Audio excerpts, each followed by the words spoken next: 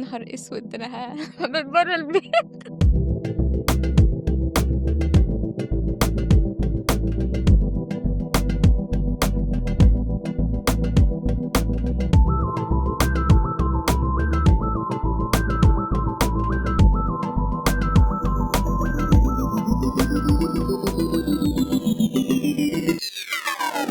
كل جيل بيشوف اللي بعده ضايع واللي قبله معقد. البرنامج ده بنجمع فيه كل الأفكار ووجهات النظر والخناقات دي في كل حلقة، ونحاول نفهم مين رايح فين. ازيك يا ندى؟ الحمد لله. ايه اخبار حضرتك؟ انتي عاملة ايه؟ كله تمام والله. نوراني ده نورك يا حبيبتي. انتي ممكن تعرفي نفسك؟ انا اسمي ندى ريحان، عندي 24 سنة، graduate من BUE فيلم ميكنج. بس يعني بحب الفن، يعني عموما انا بمثل وبغني وبرقص والله وبحب اي حاجة ليها علاقة بالفن، حتى لو مش عارفة اعملها بحبها. مثلتي في حتة؟ يعني مثلتي في فيلم أو... انا بمثل مسرح، اوكي. يعني مسرح انت بس. درستي مسرح؟ درست اوكي. مسرح. طيب قدامك 4 كروت، عايزاكي تختاري منهم كارت وتقولي لي مكتوب فيه ايه. ماشي.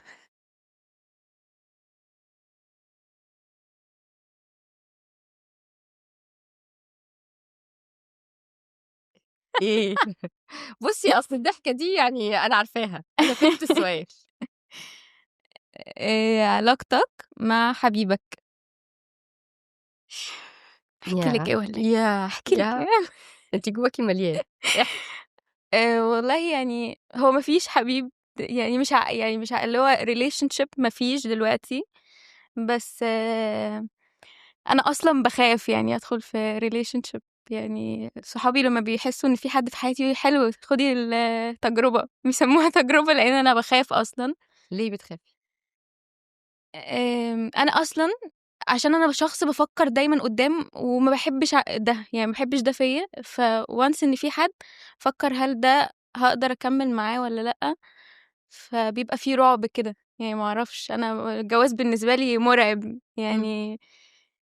بخاف منه قوي، لان كل العلاقات اللي حواليا في حياتي كلهم يعني بايظه. فانا عندي ان انا اعيش لوحدي بطولي، مبسوطه بلف في العالم بعمل اللي انا بيبسطني، ولا اني ابقى مقيده في علاقه فاشله عشان بس يبقى اسمي اتجوزت، او ان يعني انت انا خوفك من انك تكوني مقيده ولا خوفك من انك يعني تدخلي علاقه وتكون فاشله؟ الاتنين. انا ما بحبش الفشل مم. وما بحبش القيود. انا شخص حتى اهلي ما بيعرفوش يعملوا عليا كنترول يعني. مم. عايزه اسافر، انا بس هسافر يعني. يعني هحطهم قدام الامر الواقع حتى لو مش موافقين وهسافر مم. كده. يعني انا مش بحب القيود خالص. ايه اللي بيبسطك؟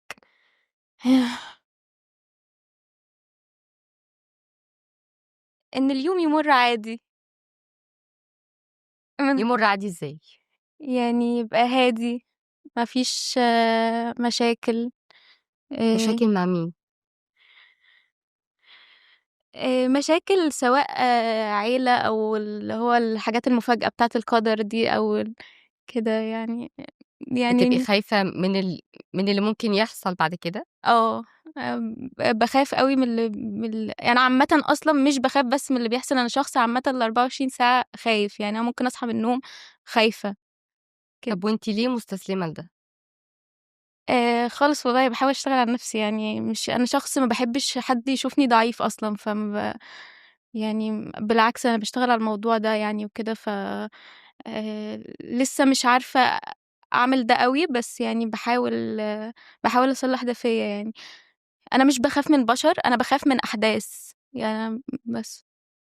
بتخافي من الأحداث؟ ما هو طالما أنتِ بتخافي من الأحداث، يبقى أنتِ بتخافي إن أنتِ تتعاملي مع أشخاص آه، علشان أنتِ خايفة من الأحداث اللي ممكن تحصل بعد كده.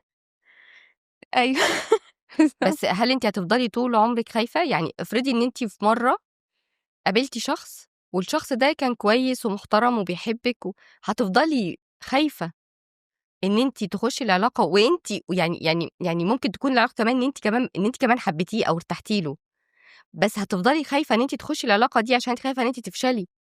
أو خايفة إن أنتِ تتصدمي أو يحصل لا قدّر الله حاجة فيما بعد؟ لأ يعني ده كده لو لقيت حد موت كويس بالبطيء. بس هو ما فيش يعني إحنا كده إحنا كلّنا مش كاملين، يعني إحنا كبشر كده فينا عيوب، بس يعني مش عارفة يعني ممكن نعيد السؤال تاني أنا نسيت.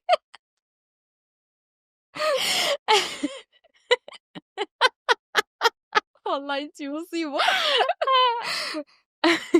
أنتِ دلوقتي لو جالِك شخص والشخص ده كويس اضحكي يا أختي اضحكي وكويس إمم. وبيحبِّك وعايز يعمل لِك كل حاجة وحنون عليكِ، وأنتِ في نفس الوقت بتبادليه نفس الشعور، بس أنتِ من جواكِ خوف إن أنتِ مش قادرة تعملي الخطوة دي، هتفضلي برضه طول عمرِك خايفة؟ بُصّي، هو ده ما جاش لحد دلوقتي، يعني أنا إن هو يبقى في تبادل في المشاعر، يعني دايمًا بيبقى هو بيحبّني إمم، وأنا ما فيش، يعني يا إمّا أنا ما باحب. حبيتيش خالص؟ لأ، أنا حبّيت طبعًا، حبّيت لأ، حبّيت يعني بس حبّيت شخص غلط، يعني فضلت أحبّه سنين، بس يعني كانت اختيار مش أحسن حاجة يعني. ليه غلط؟ عمل لِك إيه؟ آآ يعني يا نهار أسود ومنيل. هو أسود ومنيل وأبيض وكل حاجة. هاقول لِك حاجة، أنا دايمًا تقريبًا أنا ده اللي لاحظته فيّا، إن أنا باخاف آآ أبقى في relationship فباعمل إيه بقى، باشوف العلاقة المستحيلة، اللي عمرها ما تخلّيني في قيود، يعني مثلًا فاهمة قصدي؟ إمم، فباروح مثلًا ممكن أحب حد أنا عارفة إن هو مش هيحبّني، إمم، يعني متأكدة. مش عارفة ليه، بس باحس إن أنا عشان أنا شخص متقلّب جدًا، يعني عادي أنا ممكن أكون باعشقه بس وباشوفه مثلًا كام يوم وفجأة أحس إن أنا أسبوع مش عايزة أشوفه، مش عايزة أتكلّم معاه، مش عايزة أتعامل معاه، إمم، أنا باقلب بسرعة جدًا، بس أنا متأكدة إن أنا باحبه، بس إمم. أنا ممكن عادي ما أبقاش طايقاه، مش عايزة أتكلّم معاه، مش باحبه، كده. ف فمش عارفة. طب احكي لي على يوم مَر عليكِ وكان يعني صعب أوي ومش قادرة تنسيه.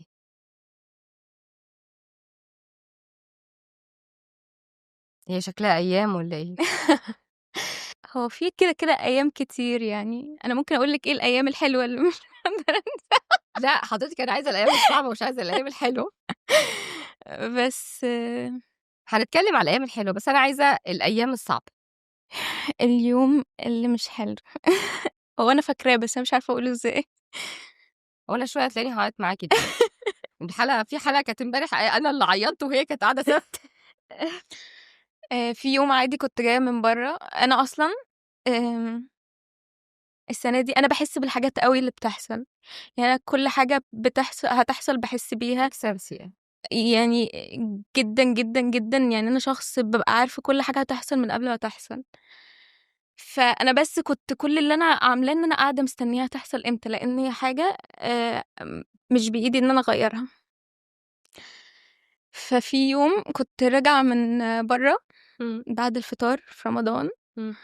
و آمم كنت طالعة أوضتي وبابايا راجع من التراويح، و سأل هو أخويا فين، فقالوا له نايم، ف قال لهم: "هو كل ده نايم إزاي؟"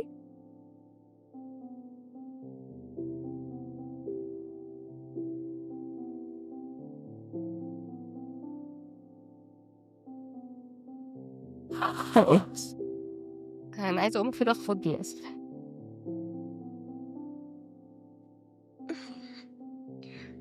ممكن أحضنِك؟ ممكن؟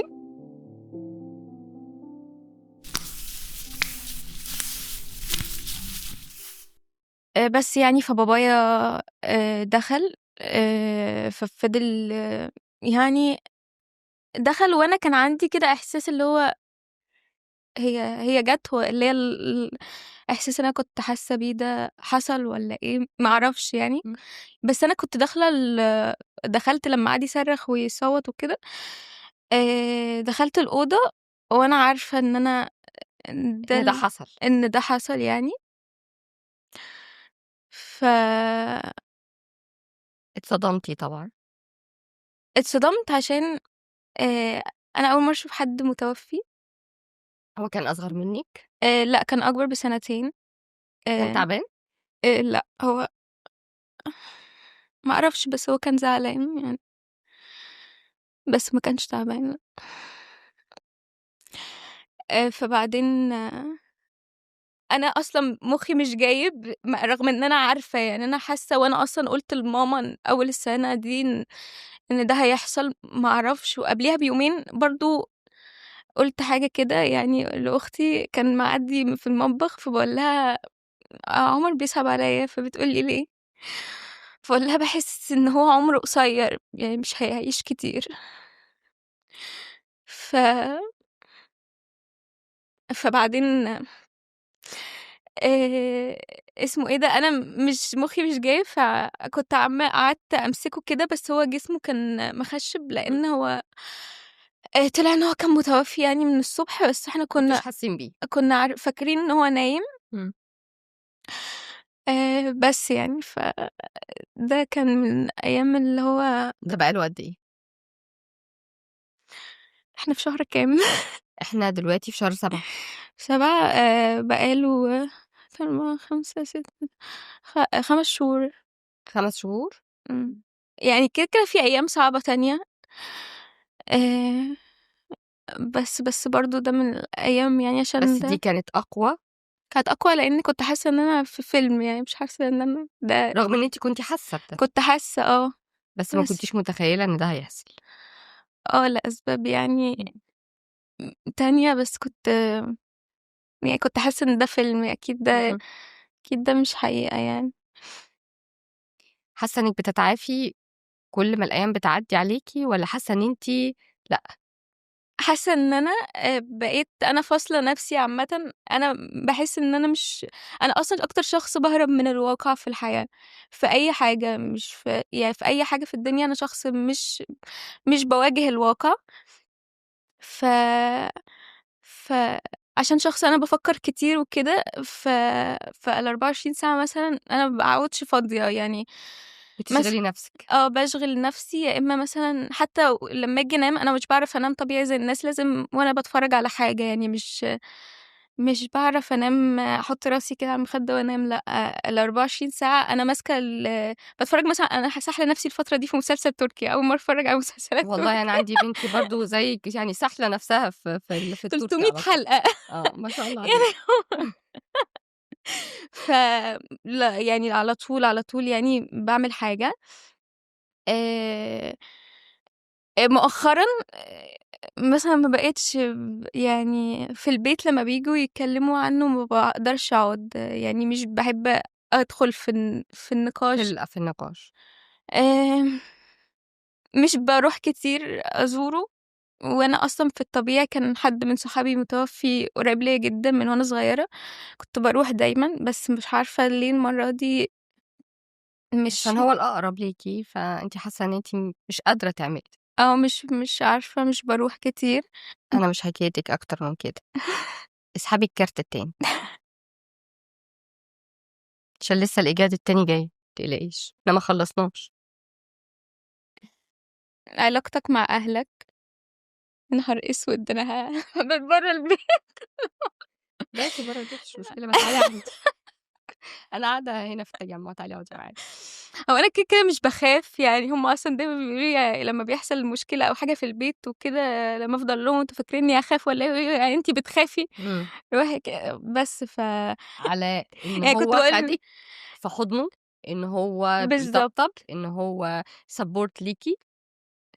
بالضبط، بابا مش بيبين إن هو support، بس once إن أنا بابقى باعمل مسرحية أو باعمل حاجة، رغم إن هو مثلًا بيفضل يتخانق على البروفات أو التأخير أو كده، بس once إن أنا باطلع على المسرح أو باعمل حاجة بيبقى مبسوط جدًا، طبعًا. وبيعمل share للحاجة وبيبعت هو لأخواته. ممكن يكون يعني مش ممكن، هو أكيد بيحبِّك، ما فيش أب وأم أكيد، أكيد ما أنا عارفة. بيحبّوش ولادهم، بس هو في نوعية من الآباء ما ما بتعرفش بيعرفوش أنا يظهروا عارفة الحب ده، لكن بيظهروه إزاي بقى؟ في إن لمّا أنتِ تعملي حاجة هم بقى يبعتوا ويشيروا ويكون فرحان بس من بعيد، أيوه دي حقيقة. مش قادر يوصّله لِك أو دي مش عارف يوصّله.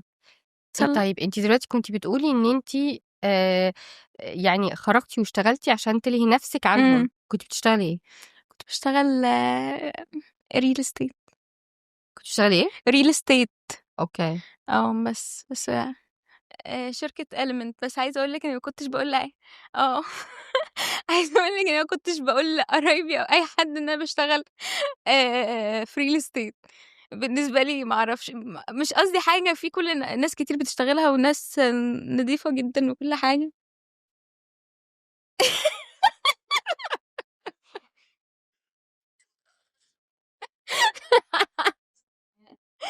أنا الحمد لله كنت شاطرة فيها جدًا، يعني أنا باحس إن أنا كنت شاطرة فيها، رغم إن أنا أصلًا كنت باتخانق كتير. أنا مرّة شتمت المدير بتاعي. جدع. أنا باشتم كده ما بيفرقش. أنا شتمي ولا أصلًا يهمك. قعدت أفكّر عمّالة أقول لو مثلًا كنت جيت هنا مثلًا ولساني اتسحب منّي عشان أنا لساني طويل. فين هنا؟ أنا لساني طويل أصلًا في يعني في تعبيراتي. لا هنا يعني. فبعد براحتك كده قُلت إيه، براحتك. قُلت له استنى هافتكر. لأ ما شتمتوش شتيمة وِحشة عشان ما شتيمة أضيّعش حلوة. حقّي. شتيمة حلوة. قُلت له اللي هي هتقولها. قُلت له: "هو أنت فاكر نَفْسك مدير؟" لأ. لأ، بس ده كان أول مدير ليّا وكان لسه مدير جديد وكان بيعمل مدير عليّا، فقُلت له: ولا اخرس يالا" حاجة كده. آآ طلّعت الحتّة البورسعيدي.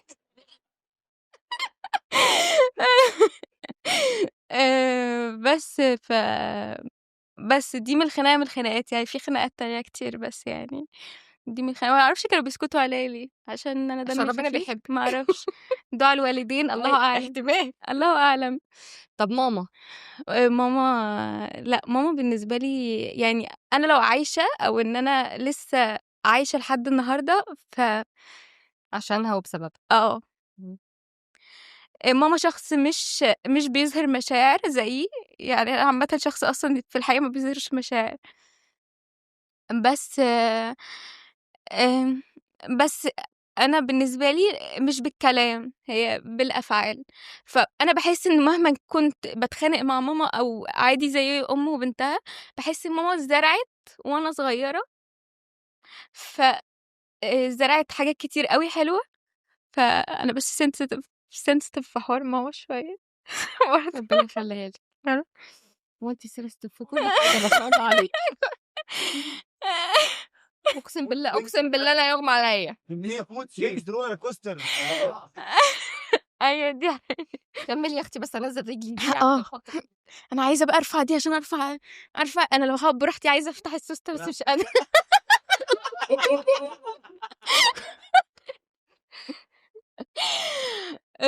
بس يعني أنا فاكرة إن أنا ماما مرّة الموقف ده من المواقف اللي عمري ما هانساها خالص. ماما مرّة كانت تعبانة يعني وفجأة لقيتها بدأت تتشاهد وكده.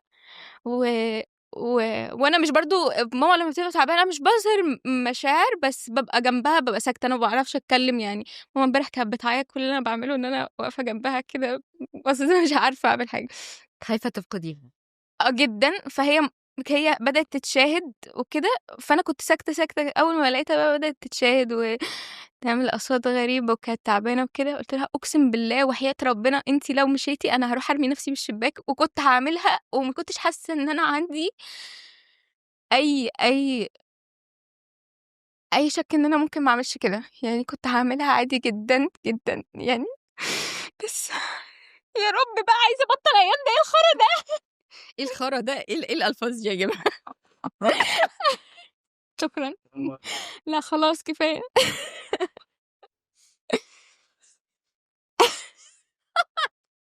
معلش يا جماعة أصل أنا باروح للtherapist ما باحكيش الحاجات. على فكرة يا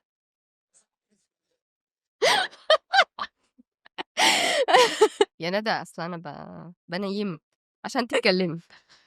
لأ أنا مش باروح لpsychiatrist عشان أنا ما باحبش therapist. ما باحبش يعني. أنا شخص عندي عقدة من الأدوية شوية. عندي عقدة منها لإن يعني هي من حاجات كتير، بس الأدوية بالأخص لإن إحنا البيت عندنا يعني الموضوع ده منتشر فيه. اسحبي الكارت اللي بعده. آه، يا رب استر بقى. حاجة كويسة. علاقتي مع أصحابي. شكلها منيلة ابني. لأ والله يعني تمام، يعني عادي، بالعكس أنا شخص إلى حدٍ ما باحسّه إن أنا محبوب وسط أصحابه. مش باحب أتكلّم عن نَفْسي، بس يعني لازم أقول الحقيقة. إيه رأيك يا عادل في الكلام ده؟ أيوه. فباحس إن يعني إن هُم دايمًا أنا ما باحبش الكلام ده طبعًا يقولوه كده، بس هُم دايمًا بييجوا يتكلّموا يمدحوا فيّا وكده، بيفضلوا يقولوا لي إن أنا أحسن حاجة إن أنا مش بوشّين، وإن أنا شخص واضح وصريح وكده و واللي على قلبي على لساني وكده، بس أنا حتى مهما هُم حاولوا يعملوا، أنا باحس من كتر تقريبًا ما اتخزوقت يعني عامةً في الناس، باحس إن أنا مش عايزة أبقى قريّبة أوي عشان يعني أنا عارفة إن الناس فترات مهمًا كان. عشان ما تتصدميش أوي. مش هاحسسِك إن أنا اتصدمت خالص، مش بالعكس. بس هتبعدي بابعد. وهتقفلي على بابعد نفسِك. بسكات، أنا شخص مش باعاتب ولا باواجه، أوكي. بابعد وباحس إن إحنا كبار كفاية إن أنا أعاتب يعني أو أواجه حد بحاجة، كل واحد عارف هو بيعمل إيه بس مش أكتر. بس يعني بابقى حاطة limits، يعني أنا في حاجة باحسّها فيّا جدًا، يعني باحس إن كل الناس أنا أقدر أبقى صاحبة كل الناس، بس أنا صعب جدًا أي حد يبقى قريب حد قريب منِّك. أوي يعني، آه. ما عندكيش best friend؟ لأ عندي بس هُم دول اللي بيستحملوا الmood بتاعِك. آه. إمم. بس. هل في مرّة لقيتِ حد من صحابِك بيغير منِّك، بيحقد عليكِ، بس بيتكلم عليكِ دول من وراكِ، بس بيأسفن عليكِ؟ يعني إيه يعني إيه بيأسفن؟ إمم، طَب أقول لها إيه دي؟ بيأسفل؟ عصفورة يعني. آه. في يعني كان في كده يعني بيبقى في ناس، كان بيبقى في ناس كده يعني خلاص يعني راحوا لحالهم. مشيوا خلاص يعني؟ كده ما باخلّيهمش في حياتي، باحس إن أنا الناس تبقى close لحياتي دي نعمة ليهم، طيب ماشي، ما هم مشيوا باعملهاش. وراحوا لحالهم، إيه بقى أكتر يعني أكتر موقف ضايقِك إن في حد عمل معاكِ كده؟ هو ما فيش موقف محدد، بس باحس إن أنا يعني أنا شخص أصلًا بيدّي أوي، يعني معطاءة. وما بابقاش عارفة بجد، يعني أنا اكتشفت إن يعني أنا بس مؤخرًا كده بدأت أقعد مع نفسي وأشوف هي الناس بتقول عليَّ الكلام إن هو تمام وإن أنا كويسة والحاجات دي ليه، يعني في ناس بتبقى شايفة حاجات كويسة أنا باعملها، أنا ما بابقى شايفاها حاجات عادية. ف فباحس آآ إن أنا في ناس بقى بعد ما كل الحاجات دي بيبقى رَد الفعل مش أحسن حاجة، أو اللي هو يعني أنا حاطاهم في حتّة مثلًا هُم مش أنا مش محطوطة في نفس الحتّة، وأنا عندي مشكلة إن أنا لازم عشان أدّيك كل حاجة يعني أدّي يعني أوي، لازم إمم. أحس إن أنت حاططني في نفس المكان. لو خيّرتِك تعيشي مع أهلِك والّا تعيشي مع أصحابِك والّا تعيشي لوحدِك، هتختاري إيه؟ هاعيش مع أمي، يا أختي جميلة أنتِ، يا أختي ربنا يخلّيها لِك. مع إنها عندها OCD وبتطلّع عيني والله بس. أنا كمان عندي واحدة عندها OCD أختي، فمش قادرة أقول لِك يعني، بس طلّعي يالّا مش عيني. مهم. فأعيش مع ماما ويوسف أخويا الصغير. امسكي بقى الكارت الأخير.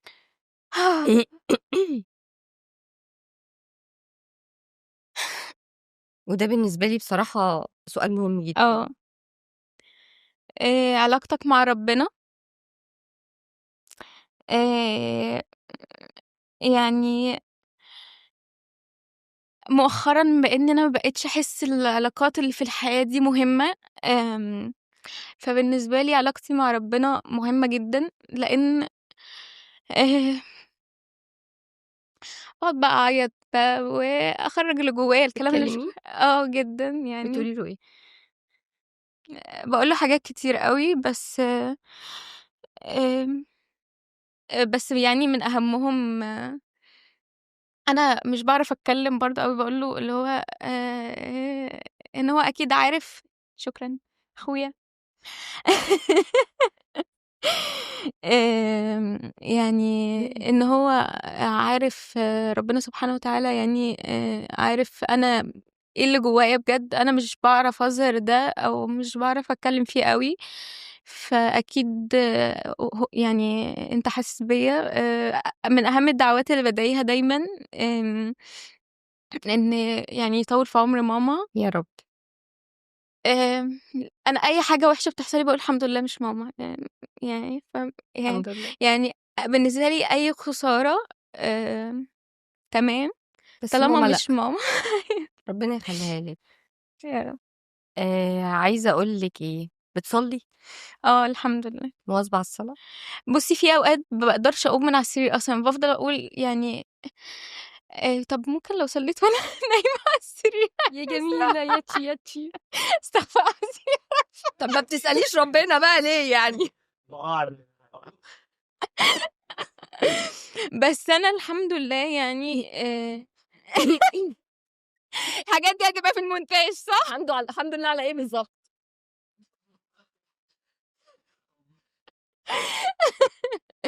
آه.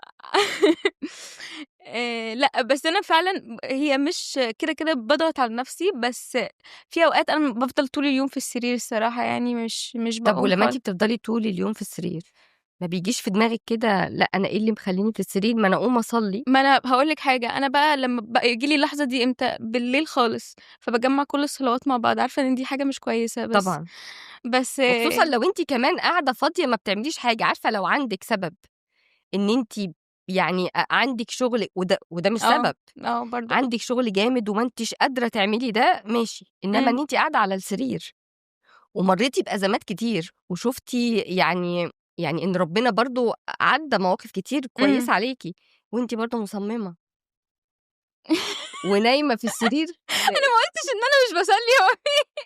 جرى إيه؟ ما تشوف ما تقول حاجة. لأ ندى بتصلّي يا جماعة، ندى بس هو أنا ما هو أنا برضه مش محتاجاك محامي برضه يعني. مش محتاجاك لأ. ما هي بترد. أنا قصدي يعني أنا كده ما بيفرقش معايا الناس شايفة إيه أو إن أنا باصلّي أو ما باصلّيش، دي هي حاجة حاجة بينِك لنفسي. وبين ربنا. بالضبط. آه. وبعدين بجد هو عايزة أقول لِك حاجة، من الأحلام برضه اللي شُفتها لأخويا يعني ما شاء الله، ما شاء الله. اكتشفت إن أنا شخص ما باخافش من الموت خالص، خالص، خالص يعني. يعني كان مش عارفة عادي أحكي الحاجات دي، حاجة ما تخصنيش، بس كان في حلم يعني أخويا كان جه قال ده أنتم قال يعني اللي هو ده أنتم الدنيا بتاعتكم دي وحشة أوي، ده ربنا رحيم جدًا، أنتم مش متخيلين فوق عامل إزاي. إمم. فكانت معظم الأحلام كده، فبقيت أحس اللي هو أنا شخص مش باخاف من الموت خالص. بس باخاف من حاجة واحدة، اللي هو أنا لو مُتّ قبل الناس اللي أنا باحبهم، هل still هيبقى لسه بيوحشوني والّا لأ؟ بس يعني. إن شاء الله يعني إحنا بإذن الله يعني، بإذن الله إحنا كلنا هنبقى عند ربنا في آه، دنيا تانية بالضبط. يعني. ف بُصّي يعني هي حتّة الصلاة دي أنتِ لازم آه. تواظبي عليها لنَفْسِك مش لحد تاني وربنا يقويكِ عليها. إيه أكتر موقف مَر عليكِ وحسيتِ وشُفتِ إن ربنا معاكِ وبيطبطب عليكِ وبيقول لِك أنا أهو، أنا حواليكِ، ما تخافيش؟ آآ والله حاجات كتيرة أوي يعني. أنا متأكدة كده إن ربنا بيعوّض، يعني أنا أصلًا عارفة بالعكس أنا شخص لمّا باعدّي بحاجات وحشة ما بابقاش متضايقة. إن بافضل أقول بقى ليه وما أعرفش إيه، أنا مش الشخصية دي خالص. أوكي. باحس إن بالعكس يعني في ناس يعني بتتضايق وكده، أنا باحس إن أنا شوية عندي جانب بيفرح، ما أعرفش ليه. باحس إن أنا كده عند ربنا حاجة كبيرة، وباحس إن ربنا بيعوّض أوي بجد طبعًا، يعني. هو بيجهّز لحاجة أحسن. طبعًا. فبس يعني باحس إن كل المواقف ربنا واقف جنبي عادي يعني بس الحمد لازم لله. طبعًا.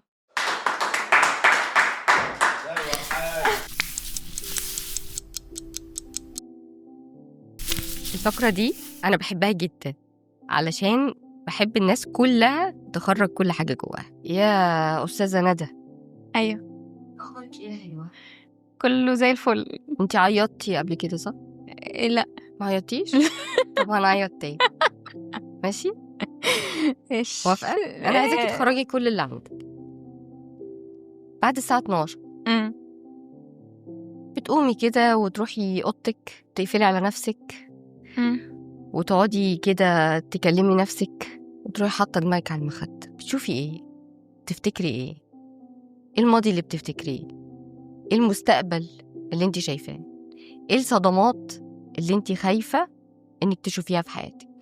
يعني انا شخص اصلا بخاف من المستقبل جدا، ف يعني مش يعني حاجات كتير قوي. بخاف من الفقد بانواعه، مش لازم يبقى موت يعني كله. بخاف افضل واقفه يعني في الحته اللي أنا فيها. انا شخص مش الشخصيه اللي هي بحب ابقى ضعيفه وضعفانه وكده، مش بحب كده. تحبي تباني قوية؟ بحب ابان جبروت، في فرق. جدع. يعني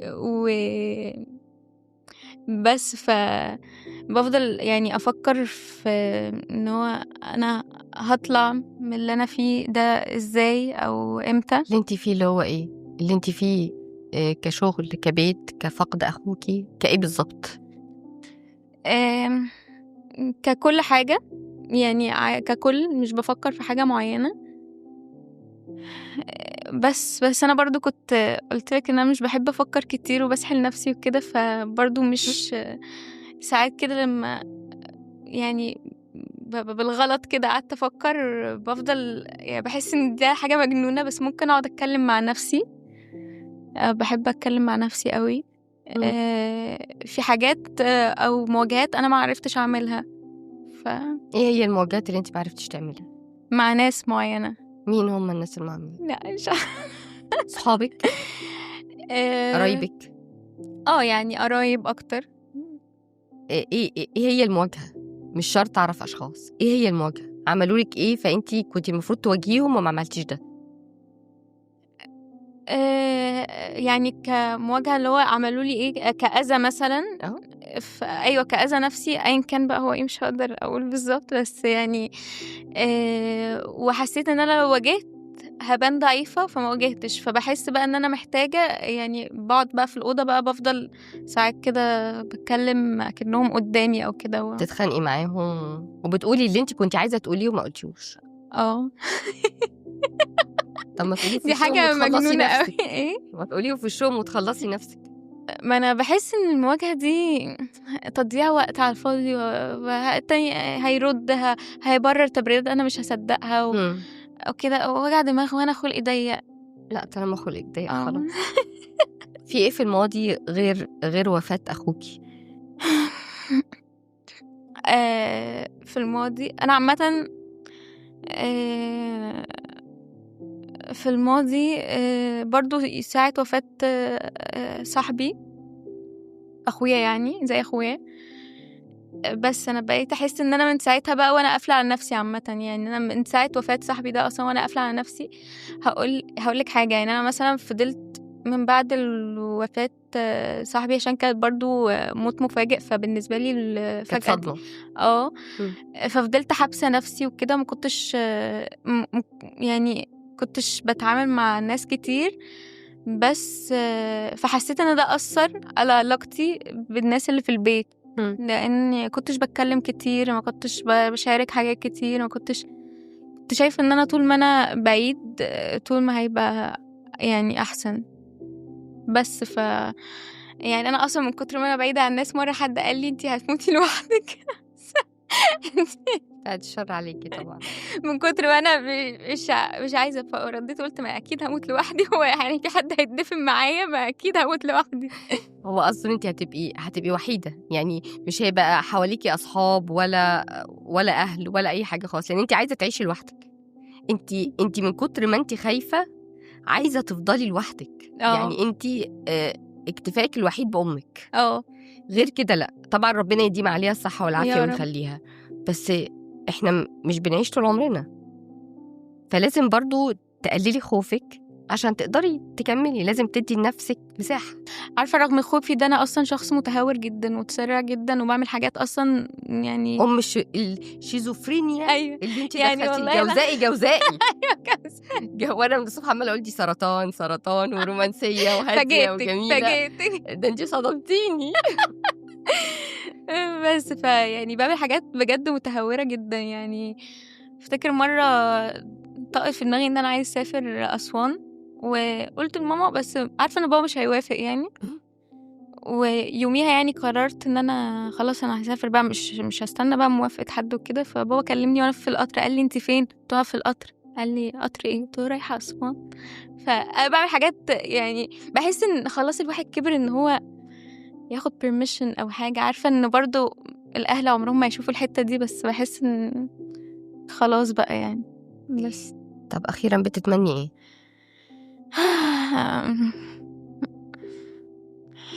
آم، بتمنى حياة هادية من غير صراعات من غير نفاق يعني وناس حقيقية.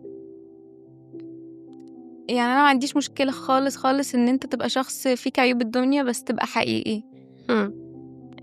بس بتمنى إن أنا أعمل حاجة اللي أنا بحبها ان شاء الله. إيه ان شاء الله يا رب. بس يعني ان انا امثل وكده. بس انا مش بحب الشهرة بس انا بحب التمثيل.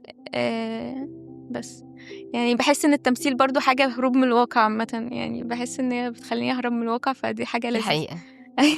ربنا يحقق لك ما تتمنيش يا رب. يا ندى. ازاي؟ الحمد لله. انت عاملة عامله لك مفاجأة صغنونة كده، ماشي. تيجي نشوفها؟ انا بكره المفاجآت بس لا ليه؟ يخرب بيت ام التشاؤم. في ايه يا امي؟ خايفة من الناس وخايفة من المفاجآت، في ايه؟ ماشي تيجي نشوفها؟ ماشي.